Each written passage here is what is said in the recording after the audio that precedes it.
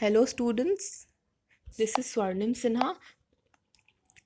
Today I will teach you correlation, importance of correlation and types of correlation. So let's start. Correlation between two variables x and y simply means that when the value of one variable is found to change in one direction, the value of the other variable is found to change either in the same direction, positive change, or in the opposite direction, negative change, but in a definite way.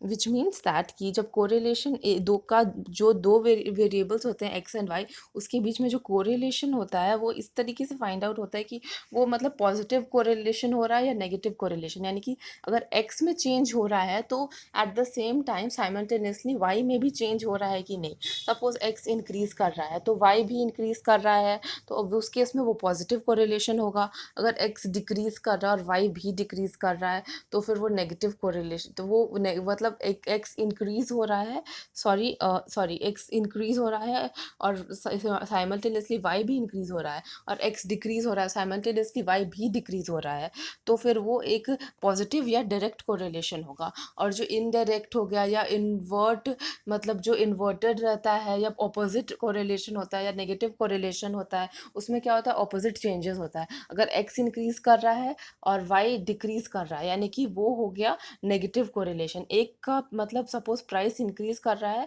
किसी commodity का, तो दूसरी commodity का price decrease कर रहा है. और similarly vice versa, अगर एक्स का डिक्रीज कर रहा है तो फिर वाई का इंक्रीज कर रहा है, तो वो भी नेगेटिव कोरिलेशन हो गया. तो उसमें मतलब चेंजेस तो आ रहा है, एक का चेंज आ रहा है तो साइमल्टेनियसली दूसरे में भी चेंज आ रहा है, बट वो सिमिलर चेंज नहीं है. कोई इंक्रीज हो रहा है तो दूसरा डिक्रीज हो रहा है, तो वो नेगेटिव कोरिलेशन हो गया. For simplicity, we assume here that correlation, if it exists, is linear and the relative movement of the two variables can be represented by drawing a straight line on a graph paper.